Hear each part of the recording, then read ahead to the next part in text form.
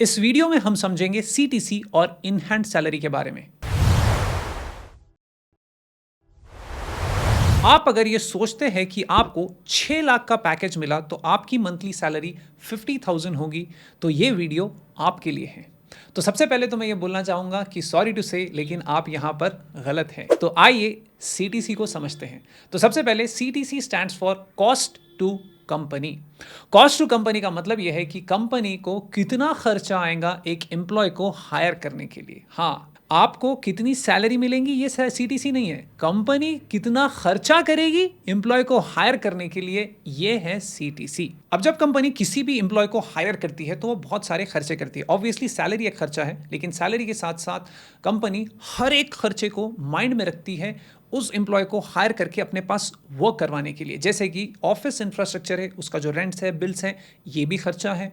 जो कैब से एम्प्लॉय आएगा वो भी खर्चा है। जो फूड कंज्यूम करेगा, फूड के कूपन्स है, वो भी खर्चा है। जो यहाँ पर ट्रेनिंग दी जाएगी वो भी खर्चा है। तो ये सभी खर्चे को कंपनी कंसिडरेशन में लेती है जब भी वो सीटीसी डिफाइन करती है। तो ये बहुत इंपॉर्टेंट है समझना कि सीटीसी आपके सैलरी का नंबर नहीं है, सीटीसी कंपनी को आने वाले खर्चे का नंबर है। कंपनी ये देख रही है कि हमको कितना खर्चा आएगा इस बंदे को हायर करने में, इस बंदे को अपने पास काम करवाने में। तो अगर आपको कोई ऑफर आया है तो आपको सबसे पहले अपना ऑफर लेटर चेक करना है, और अगर आपको अप्रेजल मिला है तो आपको उस अप्रेजल लेटर को चेक करना है। दोनों भी लेटर्स में आपको एनेक्चर या सैलरी ब्रेकअप का सेक्शन चेक करना है, समझने के लिए कि एक्चुअली आपका इन हैंड कितना है और सीटीसी कॉस्ट टू कंपनी कितना है। और अगर आप ऑलरेडी जॉब कर रहे हैं तो आप सैलरी स्लिप को भी चेक कर सकते हैं उसको समझने के लिए। तो आइए समझते हैं कि क्या क्या कंपोनेंट्स होते हैं इस सैलरी ब्रेकअप में या आपकी सैलरी स्लिप के अंदर। सबसे पहली चीज है आपका basic salary. Basic salary basically एक नंबर होता है जो हर कंपनी डिफाइन करती है कि भाई इस बंदे को, इस एम्प्लॉय को इस डेजिग्नेशन के लिए और इतने एक्सपीरियंस के लिए इतना फिगर देना है। अब ये कंपनी टू कंपनी डिफर करता है, ये चेंज होता है, लेकिन जो समझने वाली बात यह है कि जो आपका बेसिक सैलरी होता है ये 100% टैक्सेबल होता है। इसमें आप कोई इनकम टैक्स बचा नहीं सकते।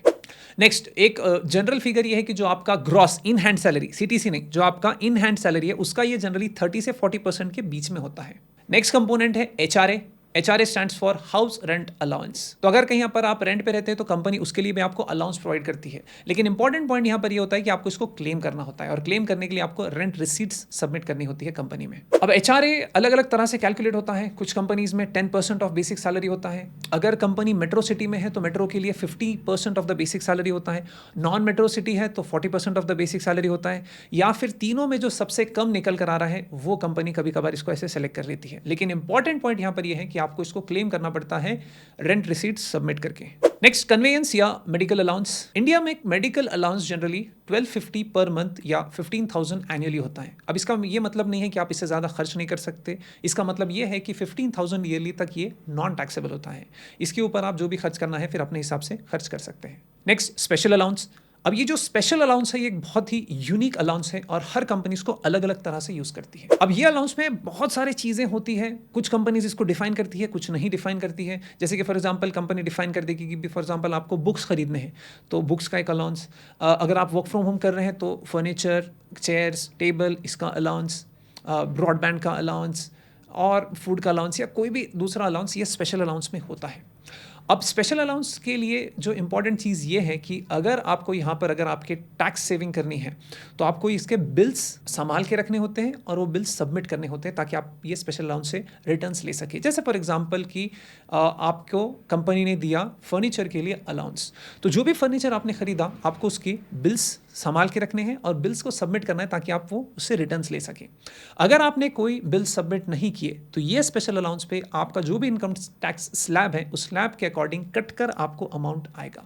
तो स्पेशल अलाउंस के लिए आपको ध्यान में सिर्फ इतना ये रखना है कि आप जो भी अलाउंस है अगर कंपनी ने डिफाइन किया है तो उसके अकॉर्डिंगली बिल्स अपने पास संभाल के रखिए और उसको फिर सबमिट करिए ताकि आप इनकम टैक्स से रिटर्न्स ले सकें।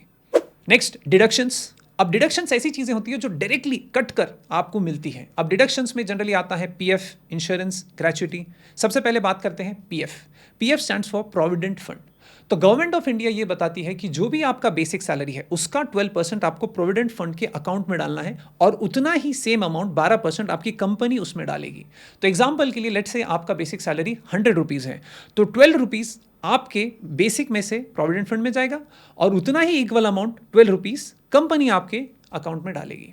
अब आपको इन हैंड कितना आया 88 रुपीज़, लेकिन कंपनी को कॉस्ट कितना पड़ा 112 रुपीज़। यस, तो अब आपको समझेगा कि सीटीसी और इन हैंड का डिफरेंस क्या है।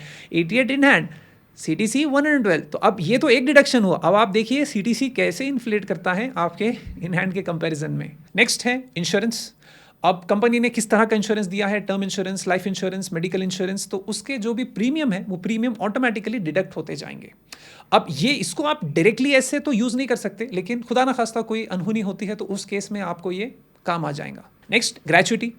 अब ग्रेच्युटी एक ऐसी चीज़ है जिसके बारे में बहुत से लोगों को पता नहीं होता। ग्रेच्युटी एक छोटा सा अमाउंट होता है जो मंथली बेसिस पे आपकी सैलरी में से ऑटोमेटिकली कट जाता है।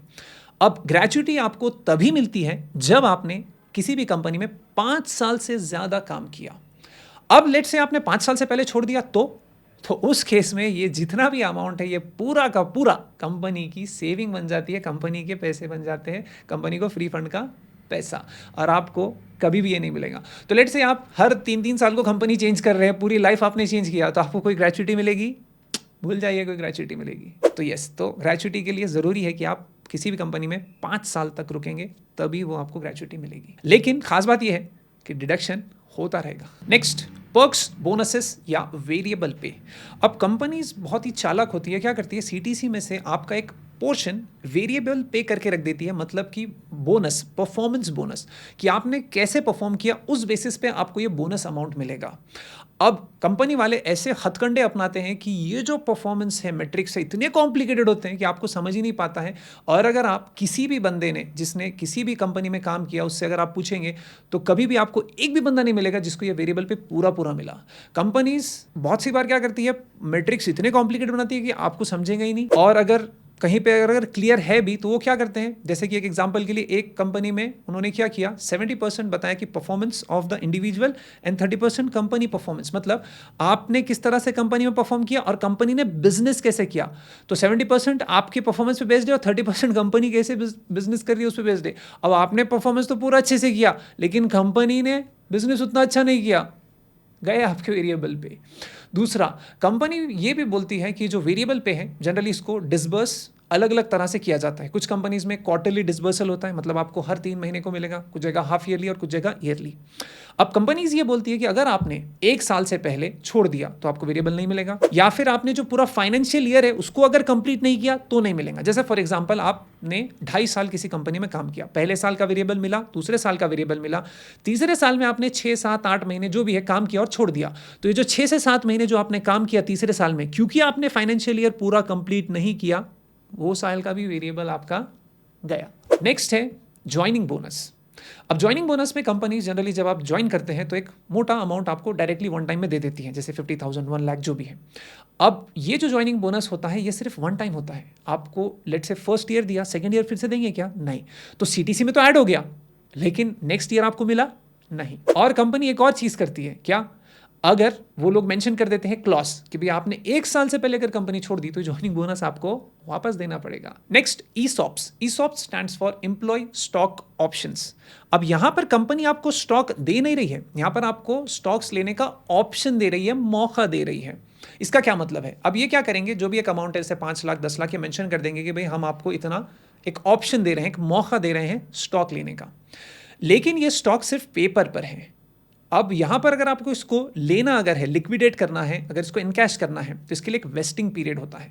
वेस्टिंग पीरियड जनरली 3 साल, 5 साल, 8 साल, अलग अलग कंपनी टू कंपनी डिपेंड करता है। और वेस्टिंग पीरियड होने के बाद भी इसका क्वार्टरली, हाफ ईयरली डिसबर्सल होता है। छोटा छोटा अमाउंट आपको 3-3 महीने, 6-6 महीने में छोटा छोटा अमाउंट मिलेगा।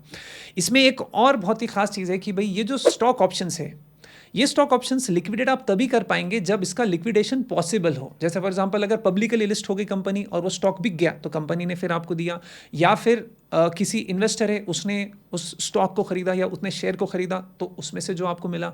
तो ये एक बहुत ही कॉम्प्लिकेटेड सिचुएशन आ जाती है, लोगों को समझ में तो आता नहीं है। सीटीसी तो बहुत बड़ा दिखता है लेकिन ये पूरा का पूरा जो अमाउंट है, पहले तो आपको वेस्टिंग पीरियड तक वेट करना है, वेस्टिंग पीरियड के बाद एक साथ नहीं मिलेगा, फिर कंडीशंस है कि भाई लिक्विडेशन पॉसिबल होना चाहिए, अगर पॉसिबल नहीं रहा तो फिर मिलेगा ही नहीं, और हाँ जब मिलेगा तब इसके ऊपर टैक्स भी लगेगा, क्योंकि गवर्नमेंट ये देखती है कि ये एक सोर्स ऑफ इनकम है, स्टॉक ऑप्शन से एक सोर्स ऑफ इनकम है। तो जब भी आपको मिलेगा तो उतने पूरे टर्म के लिए आपका जो इनकम टैक्स है वो टैक्स कट कर आपको ये मिलेगा। तो अब आप यहाँ पे समझ सकते हैं कि CTC एक बहुत ही इन्फ्लेटेड अमाउंट होता है, लेकिन जब एक्चुअली में आपके पास आता है तो इन हैंड एक अमाउंट अलग ही अमाउंट आता है।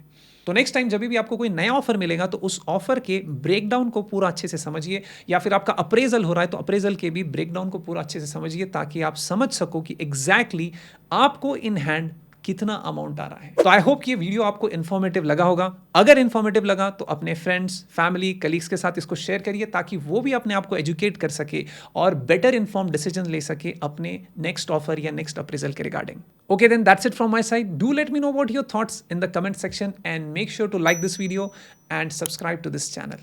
I'll see you in the next video. Until then, keep learning and keep growing.